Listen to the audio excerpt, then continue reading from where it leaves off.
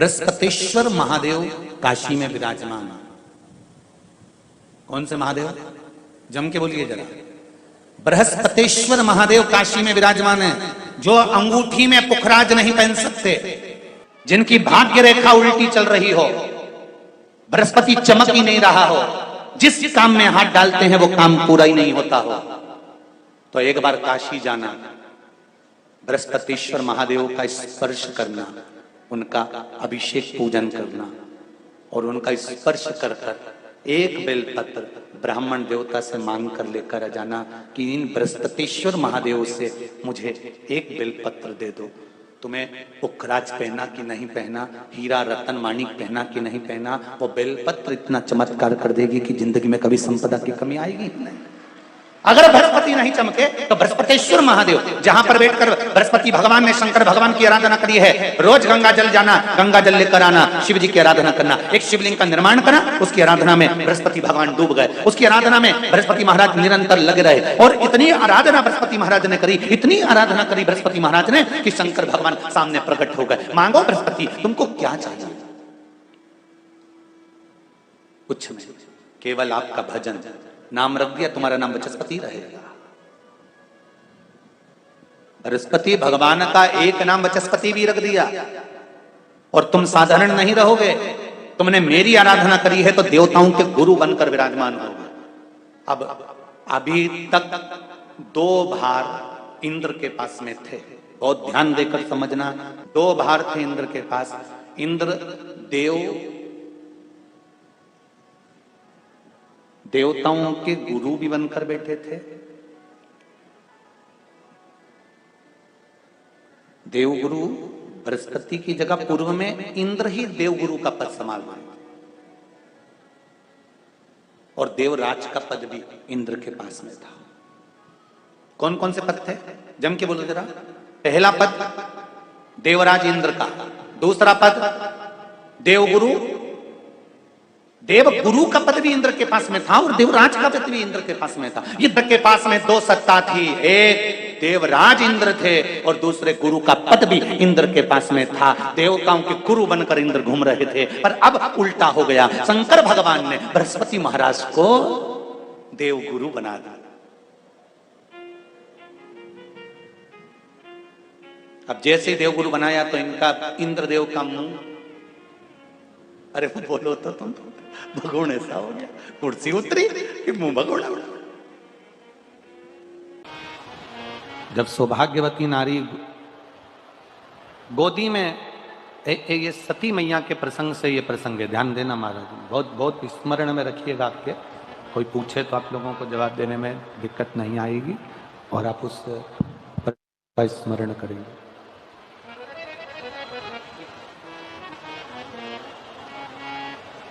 सती मैया अग्नि में कूद गई। द्रौपदी के पवित्रता से सती मैया के अग्नि कुंड में कूदने से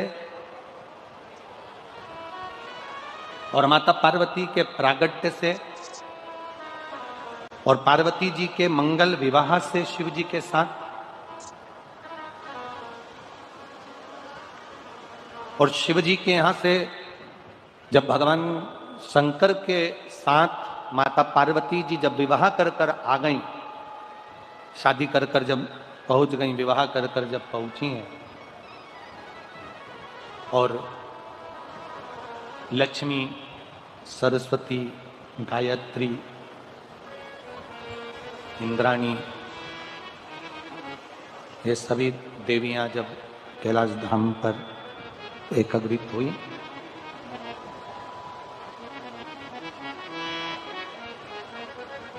उस प्रसंग से इसको जोड़ा गया। सती मैया क्रोध की अग्नि में यज्ञ कुंड के अंदर जाकर कूद जाती हैं और उनको श्राप लग जाता है कि तुम देव यज्ञ में, देवताओं के होने वाले इस कार्य में, होने वाले सत्कर्म में तुम कूदी हो, इसलिए तुम्हें कोयल की योनि प्राप्त हो। शंभु, तुम्हें कोयल की योनि प्राप्त हो।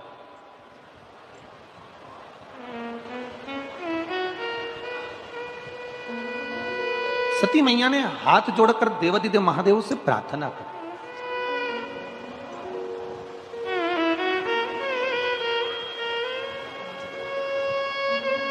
प्रभु गलती तो हो गई, अब ये गलती तो हमसे हो गई है कि ये अग्नि में हम, यज्ञ की अग्नि में हम कूद गए हैं। थोड़ा बेस कम करो बाबा। यज्ञ की अग्नि में हम कूद गए, ये गलती तो हमसे हो गई है, पर क्षमा भी तो आप ही को करना है प्रभु,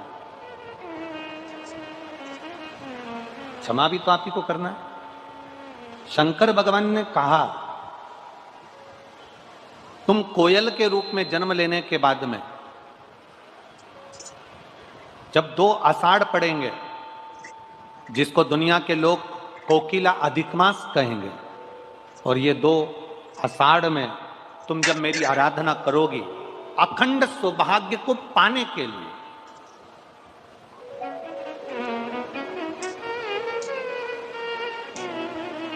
अखंड सौभाग्य को पाने के लिए जब तुम मेरी आराधना करोगी, तब तुम पुनः हिमालय राज की बेटी बनोगी, और हिमालय राज की बेटी बनकर, हिमालय राज की पुत्री बनकर, बेटी बनकर तुम मेरी आराधना कर कर, मेरा तप कर कर, मेरी साधना कर कर, मेरी तप साधना में लग कर तुम मुझे पुनः प्राप्त करो,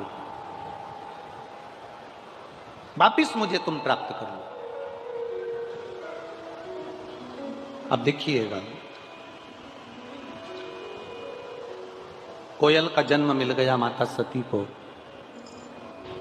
और कोयल के जन्म को पाकर मां सती जगह जगह भ्रमण करने लगी। भ्रमण करते करते एक बार माता सती देवऋषि नारद के सम्मुख में प्रकट हुई।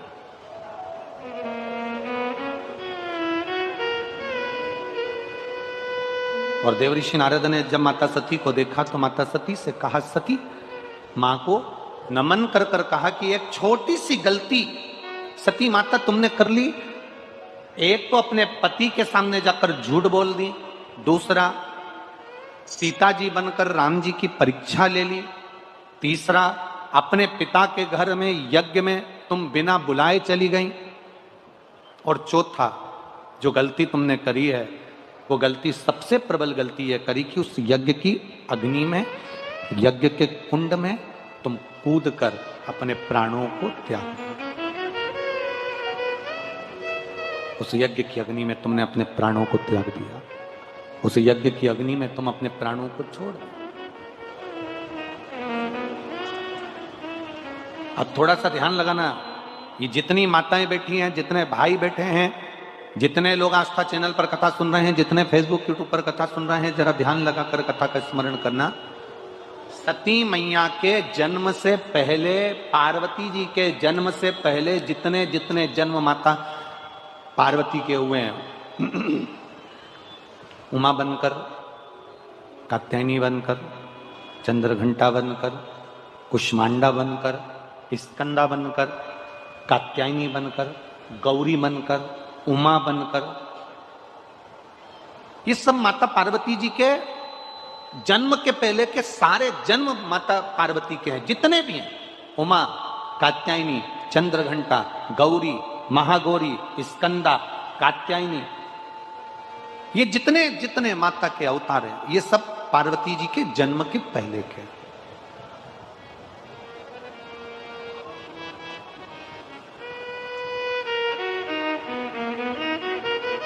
सती मैया के भीतर ये भाव जागृत हो गया, माता सती के अंदर ये भाव जागृत हो गया। देवऋषि नारद से कहा कि मैं 51 ये जितने जन्म मैंने लिए हैं 50 जन्म में ले चुकी हूं, और पार्वती का जो मेरा जन्म होगा वो 51वें नंबर का होगा।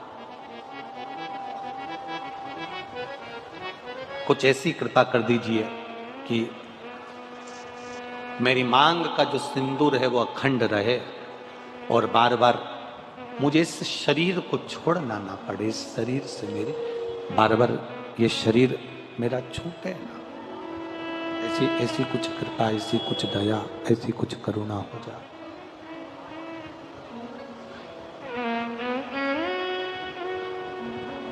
कहा, देव ऋषि नारद तुरंत वर्णन कर दिए, मां जब तुम्हारे चित्त में, जब तुम्हारे भाव में, तुम्हारे हृदय में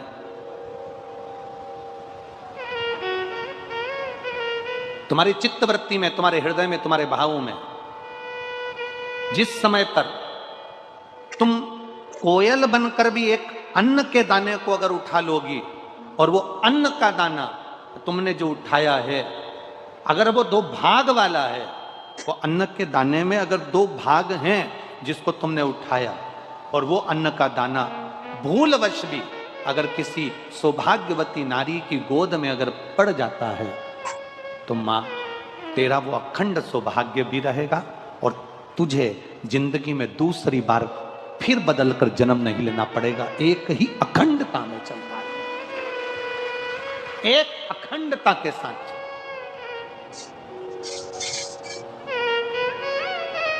कभी आप अपने घर की बुजुर्ग माताओं से पूछना कि ये सुहागिल जब हम करते हैं, सौभाग्यवती नारियों को जब हम सुहागिलों को जब हम बुलाते हैं, मांग में सिंदूरा देते हैं, गोदी में चना और गुड़ डाल देते हैं उसके, तो ये चना गुड़ का महत्व क्या है?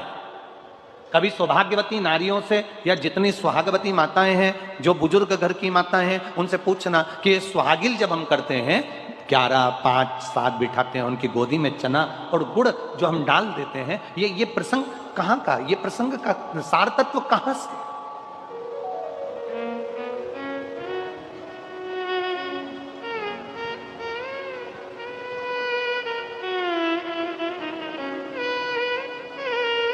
दुनिया में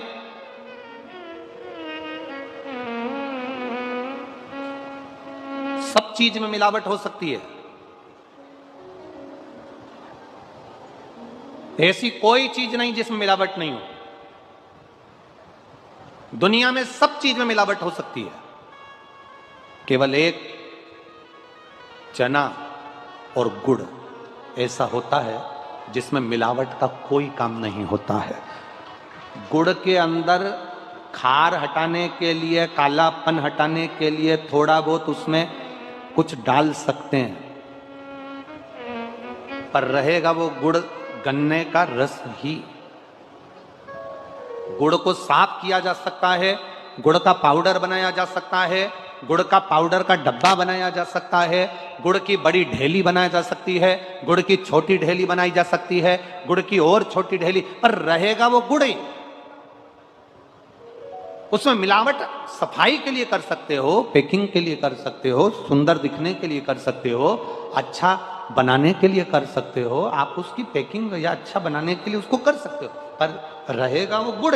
गुड़ चना सुहागवती नारी की झोली में इसलिए दिया जाता है कि जो सुहागिल में बैठी है, इसकी गोदी संतान से भी भरी रहे और इसके जीवन में कितनी भी जिंदगी में कभी भी दुख आए तो गुड़ जैसी मिठास इसके जीवन में हमेशा बनी रहे। गुड़ चना। डॉक्टर कह रहे हैं कि ऑपरेशन से बच्चा होगा, गुड़ की 60 डली ले लो छोटी छोटी, और तुमरुका जी का नाम लेकर शिवलिंग पे से घुमाकर जो नारी की डिलीवरी होना है और डॉक्टर बोल रहे हैं ऑपरेशन से होना है, तो उसको एक एक डली गुड़ की तुमरुका जी का नाम लेकर खिलाना चालू कर दीजिए। ऑपरेशन से बच्चा नहीं होगा, नॉर्मल ही। मेरे शिव की कथा कहती है, भगवान नारायण का संवाद कहता है, बृहस्पति महाराज की कथा कहती है, बद्रीनाथ भगवान की कथा कहती है, और मां पार्वती जी का संवाद कहता है कि सुहाग में भी एक चीज ऐसी होती है, आपने कभी अनुभव करा होगा, यहाँ जितनी सुहागन माताएं बैठी हैं इनके स्मरण में होगा कि आप जब 10-12 माताएं सुहाग लेने के लिए बैठती हैं तो उसमें सबसे जरूरी अगर कोई चीज होती है तो वो मांग का सिंदूर होता है। बोलो सही है कि गलत है? जम के तो बोलो। सबसे जरूरी क्या है? मांग का सिंदूर। अब इसमें चूड़ी की महत्वता बताई क्या? इसमें मंगलसूत्र की महत्वता बताई क्या? इसमें नाक की लौंग की महत्वता बताई क्या? इसमें जो तुमने साड़ी पहन रखी है उसकी महत्वता बताई क्या? नहीं, इसमें महत्वता बताई है मांग के सिंदूर की। कारण क्या है? चूड़ी जो तुम हाथ में पहनी हो सबके हाथ में अलग अलग डिजाइन की चूड़ी हो सकती है, सबके कलर अलग हो सकते हैं, सबकी मूल्य अलग हो सकता है। कोई 10 रुपए दर्जन, कोई 5 रुपए दर्जन, कोई 50 रुपए दर्जन, कोई 150 रुपए दर्जन, कोई 500 रुपए दर्जन की चूड़ी हो सकती है। जिस चूनर को तुम ओढ़े हो इसकी कीमत ऊपर नीचे हो सकती है। जिस नथ को तुम पहने हो, सुहाग की सामग्री में जो जो सामग्री आपको बताई जा रही है इसकी कीमत ऊंची नीची हो सकती है। कान का कुंडल पहने हो इसकी कीमत ऊंची नीची हो सकती है। आपने गजरा लगाया उसकी कीमत ऊंची नीची हो सकती है। जो मंगलसूत्र पहना, किसी ने बड़ा पहन लिया ज्यादा कीमत का है, किसी ने छोटा पहन लिया कम कीमत का है, इसकी कीमत ऊंची नीची हो सकती है। पांव में बिछुड़ी पहनी इसकी कीमत ऊंची नीची हो सकती है। पांव में पायल पहनी इसकी कीमत ऊंची नीची हो सकती है। केवल सारी दुनिया में जितनी नारियां हैं जो मांग में सिंदूर लगाती है उसकी कीमत एक जैसी रहती है, उसकी कीमत कभी ऊंची नीची नहीं रहती है। मांग के सिंदूर की कीमत एक जैसी। इसलिए जितनी बैठती हैं, जितनी भी माताएं वहां पर, जितनी भी माताएं वहां बैठती हैं, वो सब के मांग में एक जैसा सिंदूर होता है, क्योंकि सिंदूर एक सम है, एक सम। 16 श्रृंगार में से बाकी के श्रृंगार की कीमत ऊंची नीची हो सकती है, पर मांग के सिंदूर की कीमत एक जैसी।